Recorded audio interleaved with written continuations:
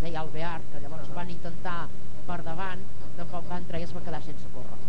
Clar, vull dir que tot això té, evidentment, el seu protocol, el seu reglament, i aquestes curses de Vila-seca són curses, com per exemple les que es puguin fer en hipòdroms a l'estat espanyol de molt de prestigi, com la Zarzuela Madrid, com la Sarte de Sant Sebastià, o també com l'hipòdrom que hi ha a Andalusia.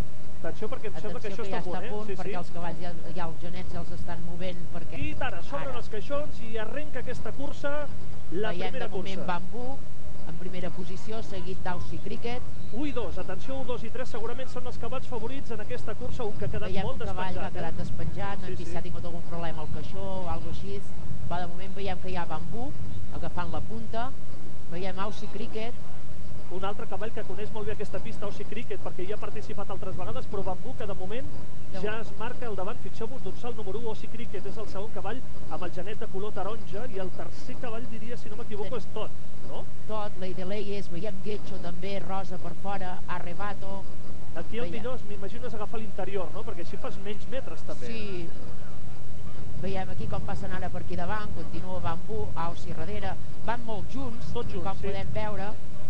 De moment tanca el grup la Canaleta, un neu amb un origen molt bo.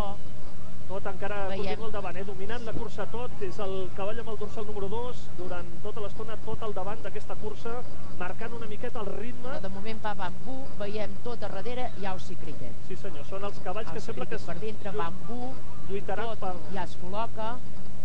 Veiem tots dos, l'Aussie continua al darrere, en tercera posició. 1 i 2 que es destaquen moltíssim. Es destaquen moltíssim, veiem Aussie que ja sembla que està més exigida. Sí, Aussie Cricket que estava als primers moments al capdavant. De moment veiem que Bambú comença a agafar cossos d'avantatge, 3 cossos, veiem ja tot una mica exigit. Bambú de moment es veu fàcil. Tot i així, esperem si hi ha algun cavall que pugui rematar una mica, però bueno, de moment Bambú guanyarà. Bambú amb un passeig, sobrat, Tot en segona posició.